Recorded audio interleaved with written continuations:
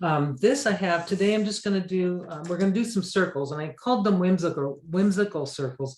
But today it's going to be it's whimsical because we're going to just pick fun colors and make circles. But today, instead of trying to hand draw them, I'm going to use a template just because I don't think my hand's steady enough today to not use a template.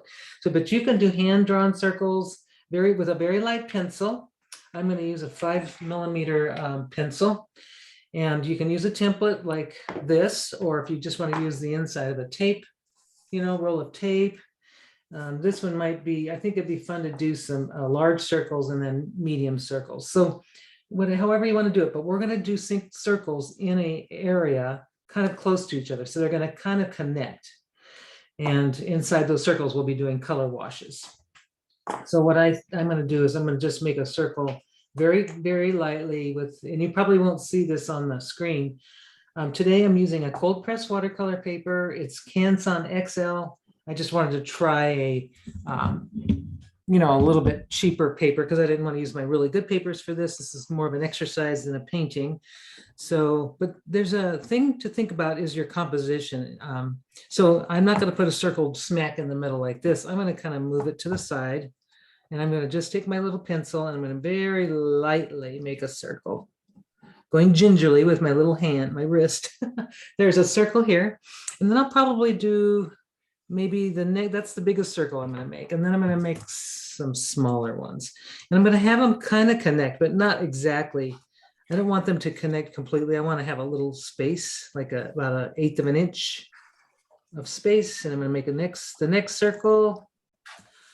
Then I'm going to make another circle, maybe the same size. I'm just going to go in this same size here, and probably make a total of 6 to maybe 6 circles. There's 3. What I could do is I could do another one, a 4th one. I think that'd be fun right in here, just to kind of join them. Like I said, I want a little space, and we need the space for a reason. So give your circles a little space. And I've actually put some masking tape. This is the delicate surface masking tape that I just discovered from 3M, and it's been around, but I really like it for this. And I like the wide tape so that I can mask, have a nice masking area, but also to stretch, keep my paper flat while I'm painting. So I've got 4. So maybe a 5th. Let's see, I'm going to do one right here. That's number 5. And then I'll do another one maybe over here, maybe 7, because I don't like to do even numbers. I'm really funny about that. So I'm going to just do the 6th one. Now you see they're not touching. They're all kind of spaced apart. And then I'll do the last one. I'm going to do just a little one, like kind of right over here, just a little, giving that little space that is needed here, and some of it's going to go outside the pencil, the masking paper. So there I've got 7 circles, and then I've got some background. So we're going to be painting the backgrounds too. But first thing is to just get our circles put on your paper. This is 7 by 9. Just, it's just some paper that I cut from my Canson. Actually, yes, the Canson XL is a 9 by 12. And what I did is I just cut 7 inches off. So now I have an extra piece to do swatches or whatever. Now for the paint, what I have today is my palette that I just started bringing out. It's this really neat palette that has mostly Holbein watercolors in it. In fact, just a very few Daniel Smith here. There's actually 1, 2 Daniel Smith, 3, 4. So I've got New Gamboge, yellow, permanent yellow deep, permanent yellow lemon, greenish yellow, quinacridone deep gold, Daniel Smith, quinacridone sienna. And most of these are transparent colors. Burnt sienna had bamboo green, viridian, peacock blue, manganese blue. So just thought I'd bring them out and wanted to do some color mixes. And then I've got 2 jars of color. So that is our setup here. Now what I might do is I'm going to probably zoom this out just a little so you maybe can see a little more of what I'm doing. There we are. Now I've got another thing is your brushes. Now this is a fun time to get some brushes that maybe you don't use very often, if you have a selection that you don't use.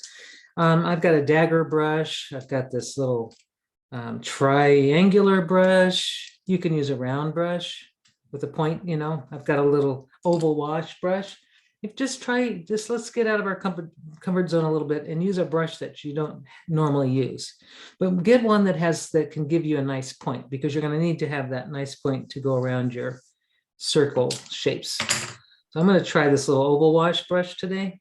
And I'm going to put my waters. I've got 2 things of water, one for fresh, one for kind of dirty. And let's get started. So I'm going to move this over to the side so you can see it, and hopefully you can see the color mixing. What happens when I'm trying to mix colors anyway. Well, actually, I won't be mixing them directly in there. I'm just going to mix them on the paper here. So the first thing we're going to do is take some clear water and fill in your biggest circle with some clear water. No color yet, and just go to the outside of your circle. Make sure to get some nice, nice amount of water, and just go to the outside.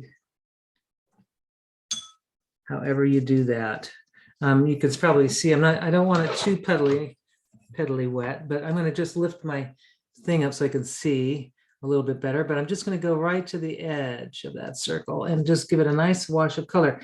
I'm noticing this paper, because it's not 100% cotton, it dries faster. I mean, seeing that the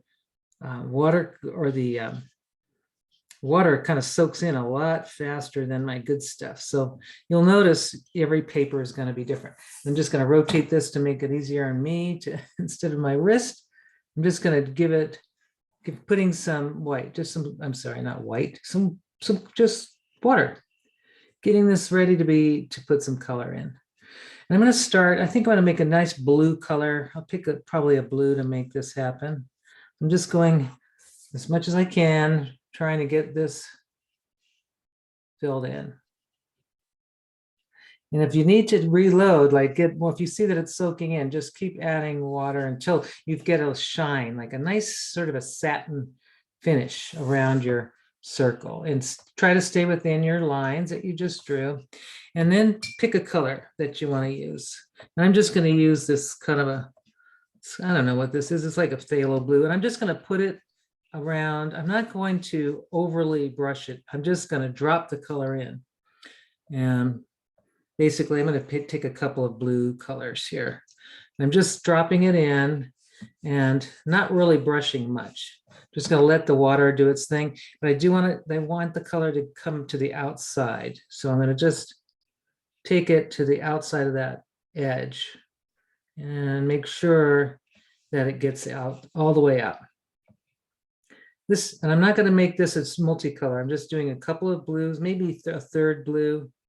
I'm trying to do this while it's still wet, not over brushing, but just want the paint to come to the edge. And if it's not moving, I have to kind of push it out that way. Almost looks like a planet. I'm just going to rotate it because I don't want to rotate my wrist today. And that's why these little panels are really handy for if you do have a mobility issue and you need to, you don't have to twist your wrist around. You can just twist the board around, and it makes it a lot easier if you have any issues like that. So I've got it pretty much covered, and I'm going to leave that kind of white area because I just need a little focal point. And I'll just take another blue color.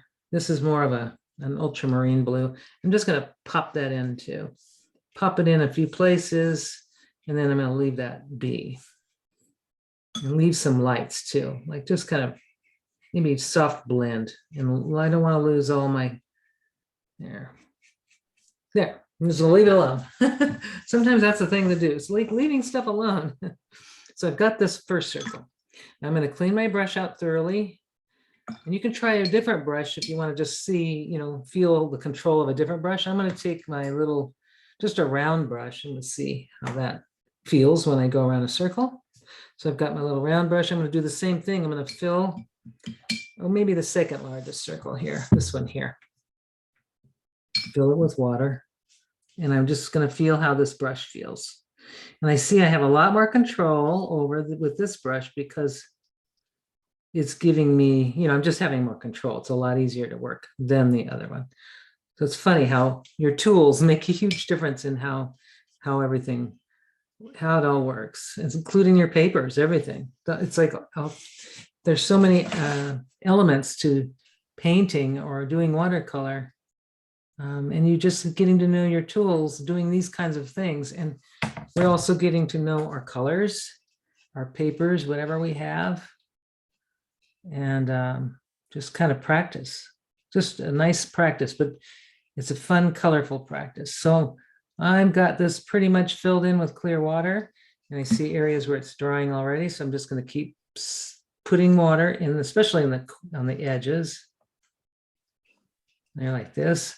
And now I'm going to grab something that's maybe totally different. I'm going to grab this kind of I think this was quinacridone red. I'm just going to pop that in, and I want to see how it spreads. And I'm noticing it doesn't really spread much. It spreads a little, but not very much. Some colors tend to just spread like crazy and some don't. This is a quinacridone magenta, and I'm going to see what this does. I'm just going to put it in kind of like, so I'm keeping it in the same color family. I'm not going to mix a blue or a yellow with this. I'm going to keep it in the red family. So I'm just going to got my quinacridone magenta and my quinacridone red. And maybe I'll stay in the same family here. I don't know what this one is, but it's another red of some sort. So I'll just stay with that and kind of just mix them up a little bit, but not so much that it becomes a whole new color family.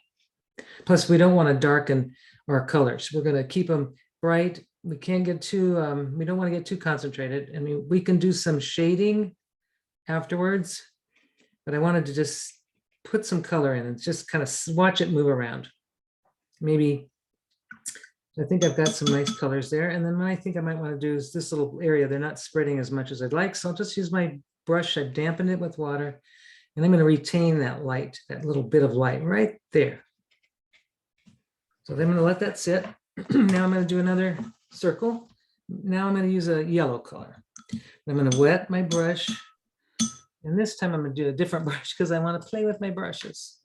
So I've got this little brush. I haven't used it in a while. It's a triangular brush.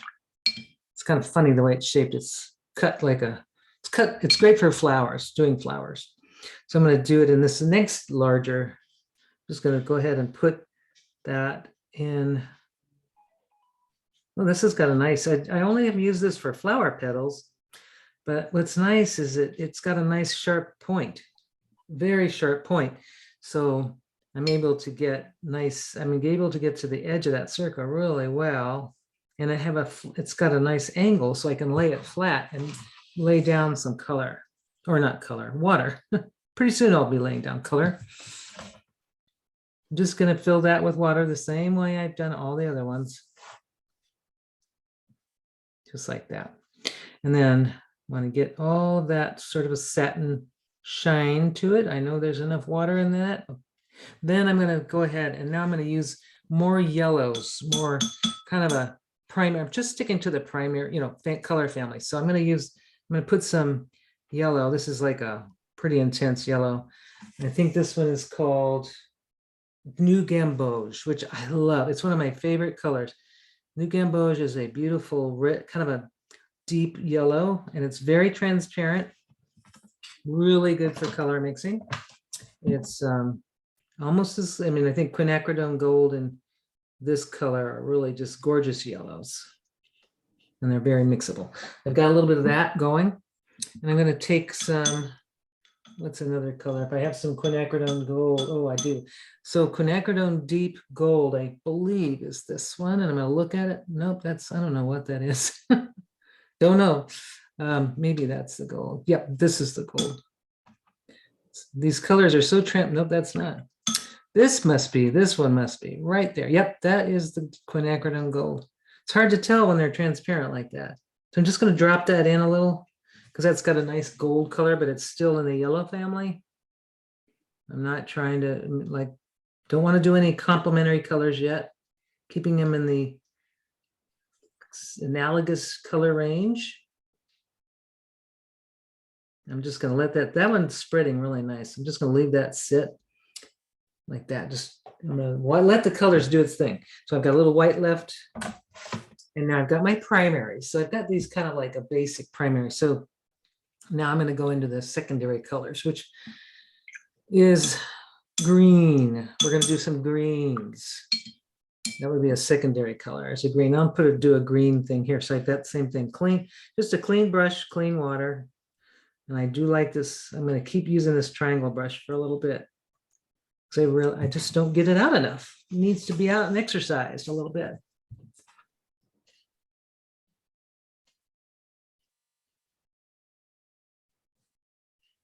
Okay, just lots of water. Not so much that it drips though, but just keep that nice shiny shininess to it. And I got enough, I think, on that. You can see there's a little satiny kind of shine to it, or gloss. And I'm going to go find my greens.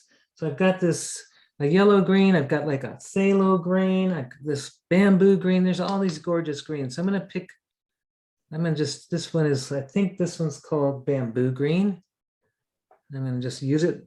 I'm going to pop it in there, and it's just not really moving much, but I'm just going to do a little laid down, maybe just a little here, and maybe on this side. I can't turn my wrist. I feel a little gimpy today. I'm just going slow, not going to try to do too much too fast. That's the trick in healing something like a wrist or thumb, yeah. It's just go slow. So I've got 3 little places where I put color in, and then I'm going to just take another green that I see. This is called Viridian, and it's a gorgeous Viridian. It's more of a cool bluish green. And I'm going to go ahead and put it in right here. Where's my Viridian? This over here. And I'll just put it in a few places on this.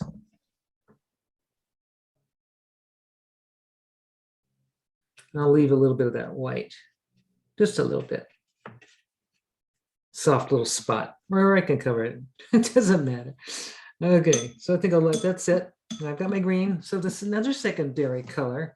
You've got green, which is a combination of blue and yellow, and we'll do a purple, which is a combination of blue and red. So if you have a purple that you already own, which in this case, I do have a quinacridone purple, and I'm going to go ahead and use that and see how that looks. Oops, that's not it. Got to find it in my palette though, somewhere. I don't know which one that is. So if I don't have a purple and I don't see one, I know I did have one, but if I don't, oh, there it is. If I don't have a purple, I could make one by mixing my phthalo blue and some quinacridone magenta, or something like that. But I do see purple, so I forgot. I gotta clean my brush out first, and I'm gonna do my purple one over here. Clean it out, and I'm gonna use the clear water to fill my circle, and just right in here, just filling in a circle. And this is just such a relaxing exercise. And when you're finished with it, you'll have something really interesting looking. And you've actually practiced color mixing. You're using your brushes. It is an exercise, like more of instead of a finished piece, but you will have a finished piece. It just will be abstract. And just kind of just for the joy of the colors and seeing how they look on your paper. And if I tried this with a different kind of paper, let's say I used some rag paper, 100% cotton, it's going to look a lot different. So now I've got my purple color. I'm going to go ahead and drop some in now. And I see this is a very reddish purple. This is quinacridone, but it's a beautiful purple. I like it. I'm going to maybe put this in 3 places here. Notice there's a little resistance, like oil. Maybe I've had some oil on my hand, but some of this is resisting my water. It's weird. I think it's my deal, but it's probably I probably had some lotion on my hand and I got some on my wrist. So, and then it went on the paper. So here's a little purple, and I'm going to change it up a little bit. I'm going to put some phthalo blue, mixed with magenta, which is right there. It's already there. And I'm making a new purple. It's more of a little bit more there. So it's really good to practice making colors that you might not already have anyway. I think that's the magenta. There it is. And I'm going to add a little more phthalo blue. And so these colors looked almost identical, even though the one was a pre-mixed color. But interesting that my next color, it really, just by adding a little bit more blue or more magenta, I'm getting whatever color I want. So I'm just let that sit, let it it's kind of puddly. I noticed I kind of overdid it on the water, but I'll let that just organically do its thing. Go all the way to the edge like that. So that I've got, now that's a secondary, okay, so I've got a purple. Now I need let's see, what would be an orange, a combination of red and yellow. So if you don't have an orange in your palette, you can make one.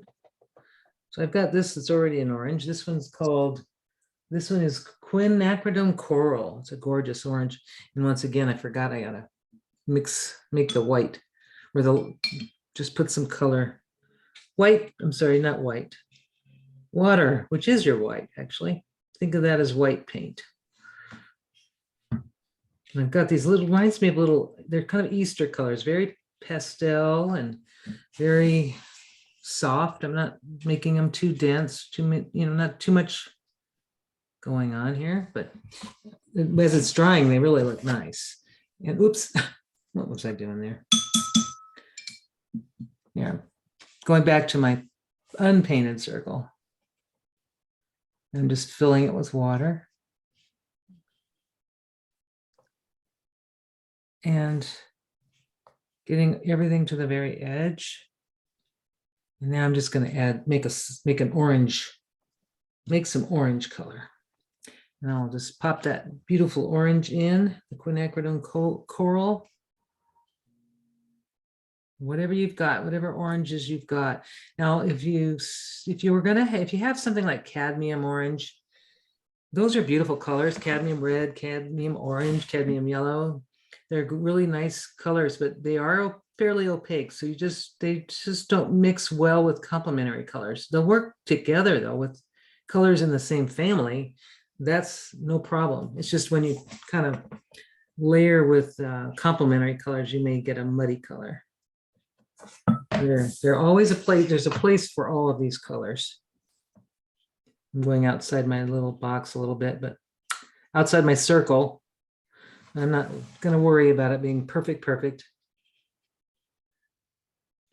So I see I have one orange there, so I'm going to go for more of a yellow orange. I'm going to mix some yellow with that color, and I'm going to just pop in a little bit here and there. 3 places. Just going in little groups of 3s. I'm just going to let that little white part stay. And I have one more, the last one. So we have our green, we have our yellow, we had our tertiary colors. So now so really on the color spectrum, I mean, I've got pretty much all of them. So maybe on this last circle, I'm going to do some clear water. And maybe I'll do something like a neutral color, like something neutral. Maybe like a gray or a brown, something. Let's make a neutral color. Something like on the lines, if you have a Payne's gray, I don't have one here, but I've got a moon glow, which is kind of a neutral color. Payne's gray, let's see, what else could you use? You can even, if you want to use a sienna, something brown, like a burnt sienna or a raw sienna. Maybe that's what I'll do. So I don't use a lot of brown. So I'm going to just make this a nice little brownish globe. Brown circle, or kind of mix some browns together. I've got it's wet there. Now I can just pick some brown. So I've got a beautiful, well, that's very orange. I won't use that.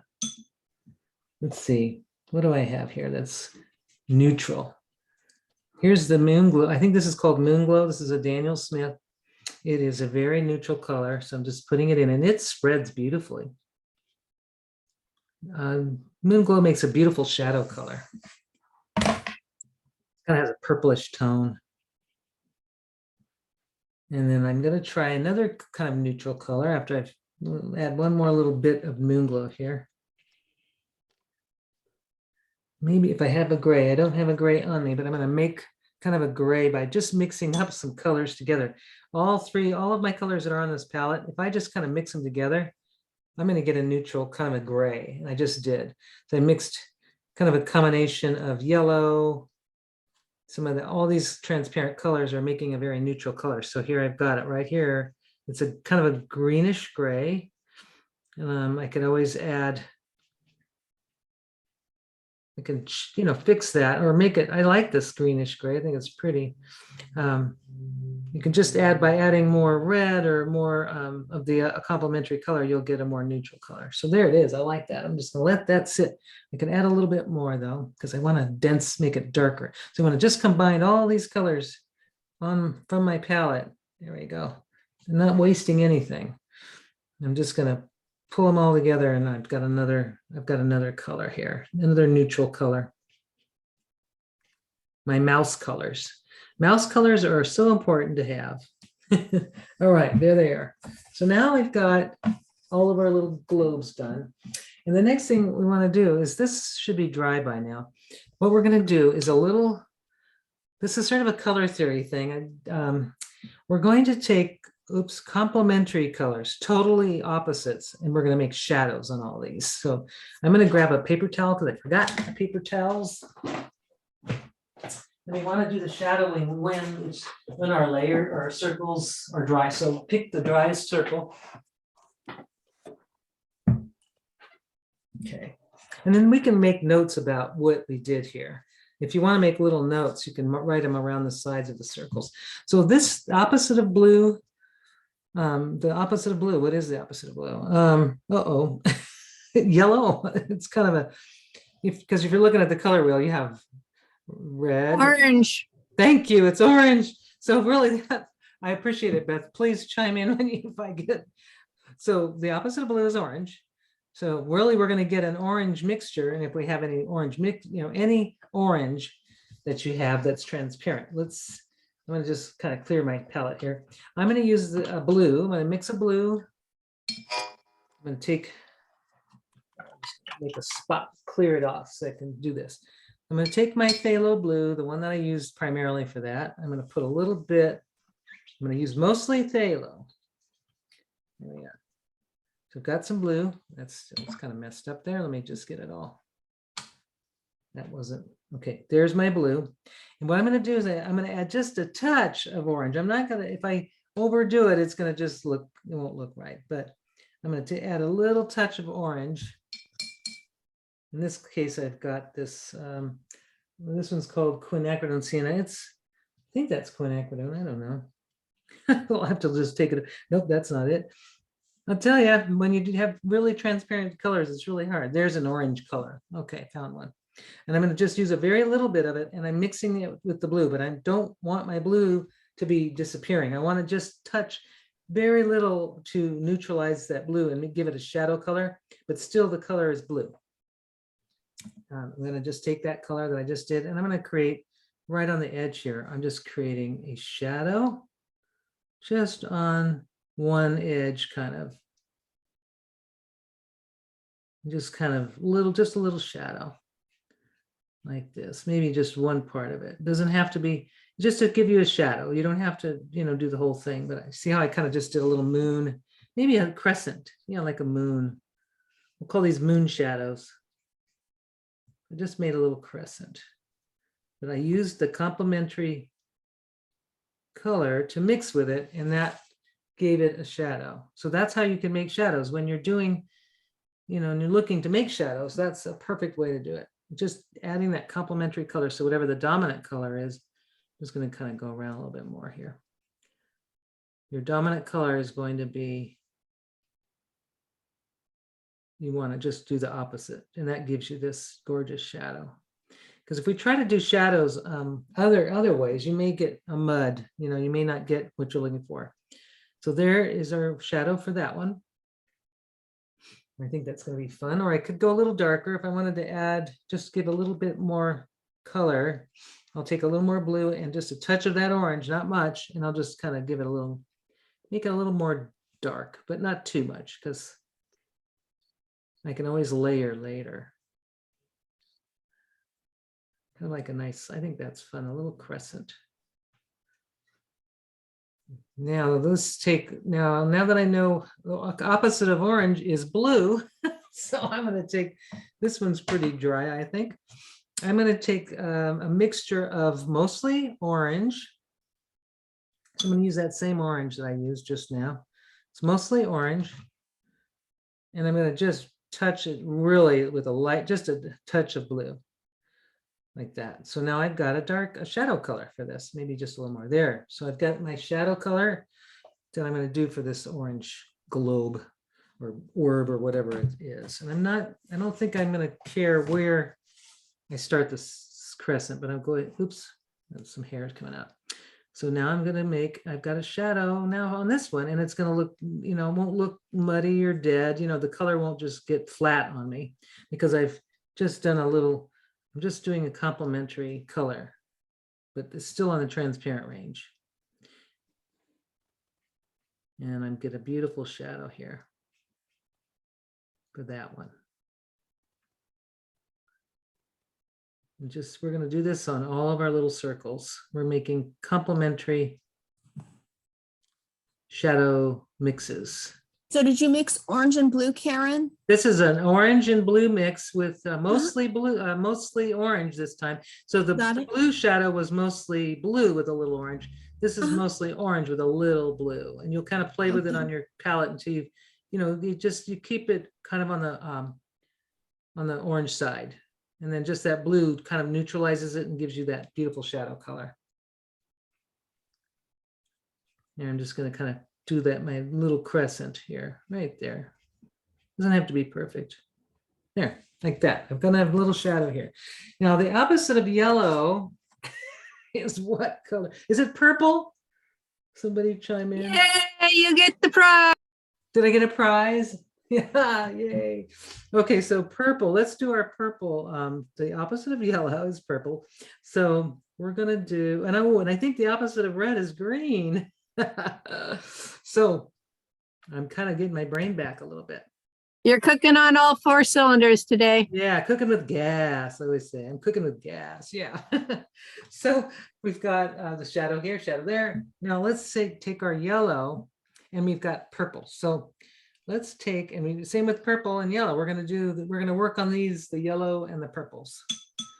And I'm going to go ahead and clean my tray out. I don't want to contaminate my mixes with any other complementary color, any other colors. So just keep an area kind of clean. And now I'm going to go ahead and I'm going to use yellow. And it's use the same yellow that I used to begin with, which is kind of the gamboge. That's the gamboge. And I've got gamboge, and I'm going to mix a little purple with it. I'm going to just clean out my brush and get a little bit of this quinacridone purple. I don't want too much there. And I just created a shadow color for that, for this yellow orb. I'm going to go ahead and I'm going to do it. I'm just going to start the crescent. We'll just start it over here. Make a shadow. And it's really close to the orange one, really, but I just added a little purple. And if I wanted to, just purple glazing over it would have probably been okay too, because it will, the color is so transparent that the yellow would show through. So you could just do a very light purple layer and it will still read as a shadow. Which I'm going to do here just to show you. There, I'll put a little bit, just purple by itself, and that is it will work as a shadow because it's layering and glazing right over that purple, and that's the 2 colors are combining right there. Just make a little crescent. And it doesn't matter what direction.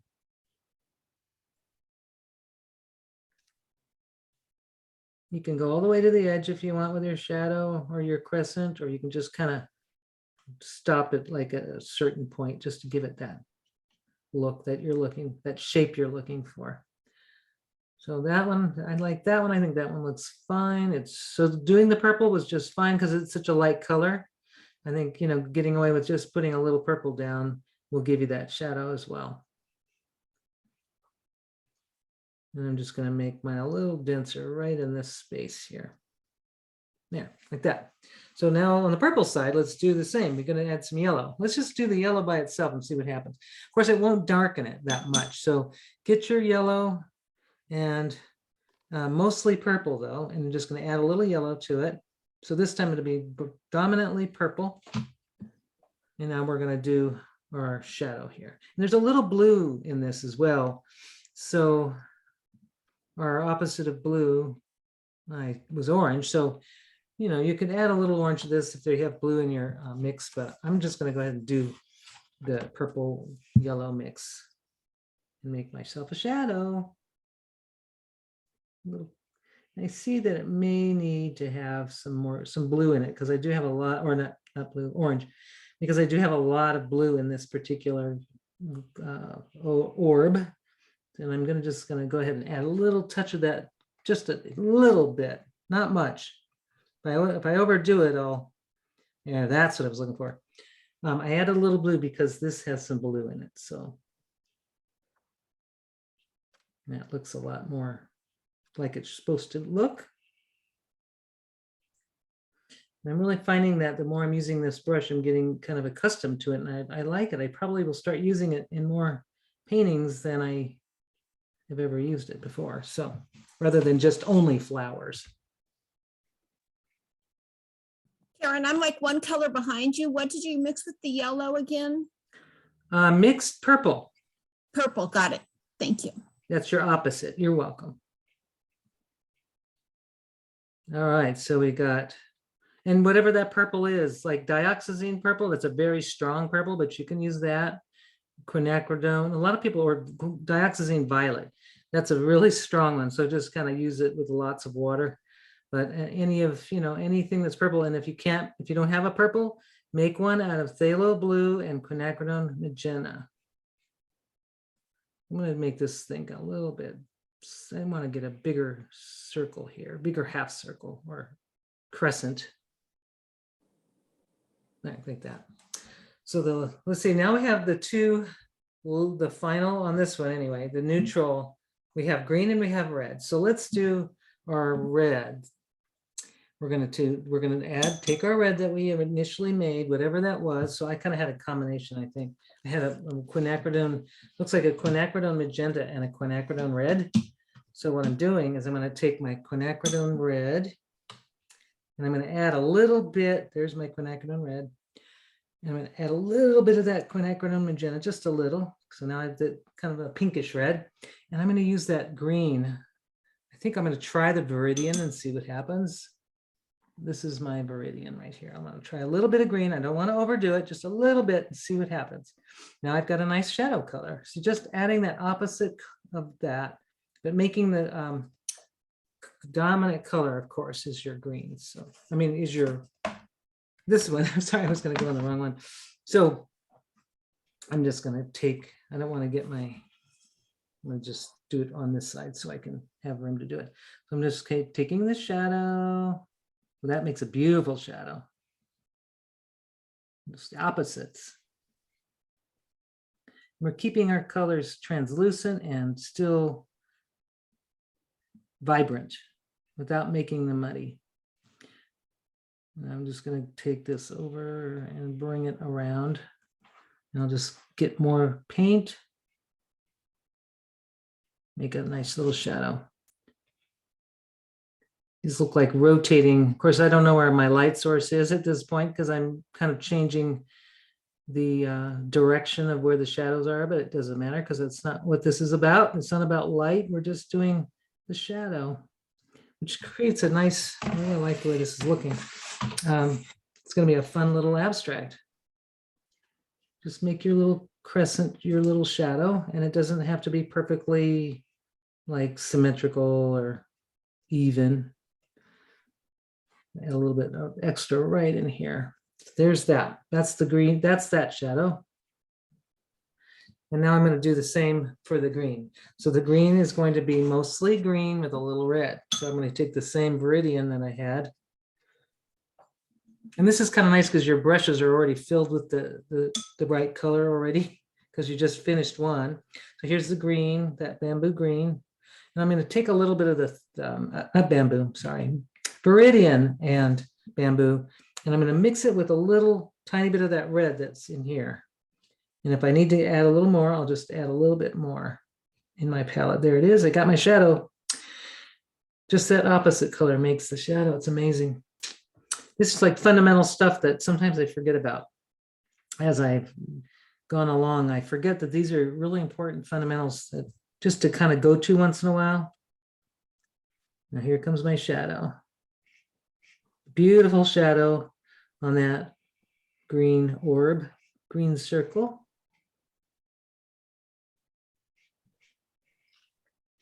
And that actually, we're almost done.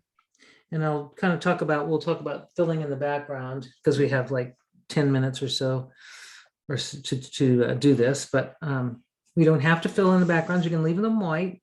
You could also just put little notes around these, like little small notes around the circles about what colors you used or the complementary colors, like a little, and this would be great in a journal, art journal, actually.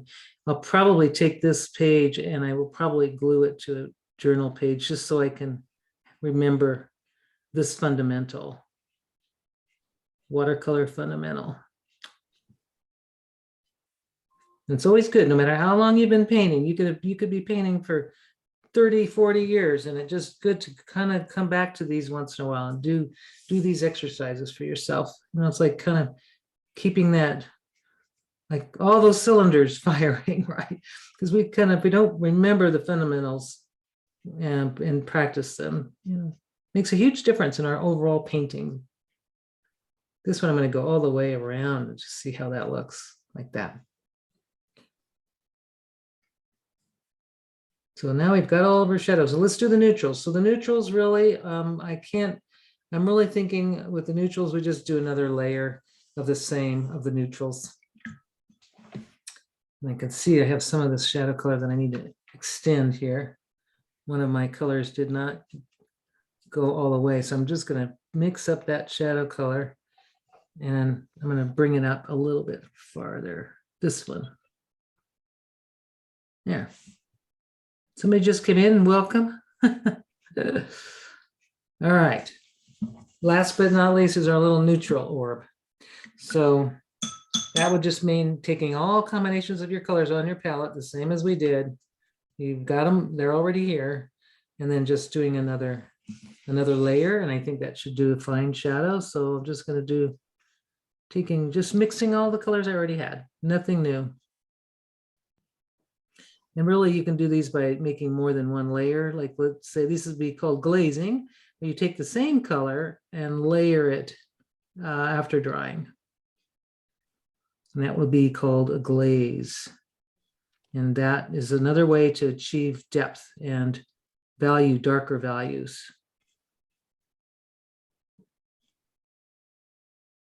Yeah, my little shadows there. I like that one. I could probably do add a little bit more there, just a little bit more like that, just to make it more dark.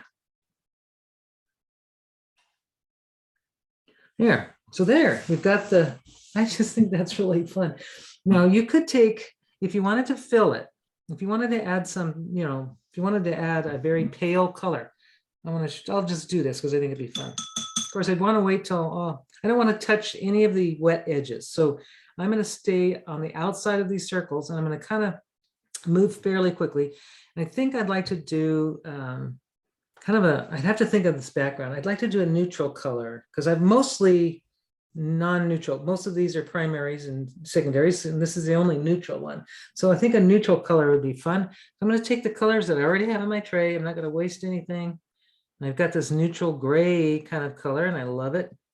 And I'm hoping it can last throughout. If I don't, I can always mix more. I'm going to make this a very pale gray color. And I'm going to go around my circles, but I don't want to touch them. So I'm kind of making this neutral gray sort of but I'm leaving an edge. I'm leaving that little border of white. And I've got to move quickly because if you don't move quickly, then your color, it'd have a lot of brush strokes. I'm just kind of moving quickly along the page. And I'm just going to use the colors I have already. And I got to move, there we go. Got to keep that, is if you have a wet area, just keep it wet. The edge is wet and you'll be fine. I'm going to go around here.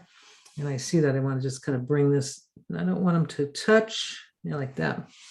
And I'm just going to very, very pale background of neutral, already mixed gray that was already in my palette. Very, very light, but it's still going to make a contrast because you'll see the light, the difference between the white that's retaining around the circles. I'm just going to go in Karen, here. what did you mix with Moon Glow? I can't remember. Moon Glow is a Daniel Smith color. Yep. That already And existed. It's kind of a purpley gray, kind of interesting. It has some purple tones to it. I don't know really the pigment numbers on those. No, that's okay. So I didn't know what the opposite was of that. Oh, the opposite of Moon Glow was just another layer of the Moon Glow or the gray color. Deeper. Okay. Yeah, just another layer like a glaze. And that's just basically just so you can get that the value to go a little darker. Yeah, I'm just trying to make it a little, it's hard to get a totally even wash, but I'm trying, trying. This paper dries a little faster than my other cotton papers, but I'm just going to try to move along as fast as I can to not show the brush strokes. So it's always good to kind of work in small areas. And if you can, like here, I got to keep this wet on this side and then come back over here. I'm just going to go around all my little circles with a very light, and it's a very neutral color that I made out of mixing all of those colors together. I will never be able to make this color again, but I like it. It's a really gorgeous, very subtle gray.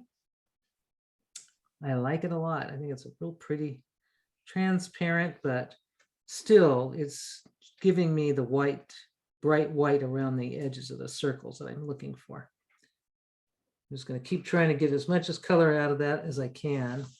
And I'm just doing the same. Keep your brush kind of wet and move it along quickly and not laborious. Don't labor over it. Here, an area where my oily hands got on it. I'm going to grab, almost out of paint here. So, and the beauty about this is I'm using all of my paints. I haven't wasted anything. And this little brush is shedding still. It's kind of I haven't used it as much as I think I bought it 2 years ago, but I don't use it very much.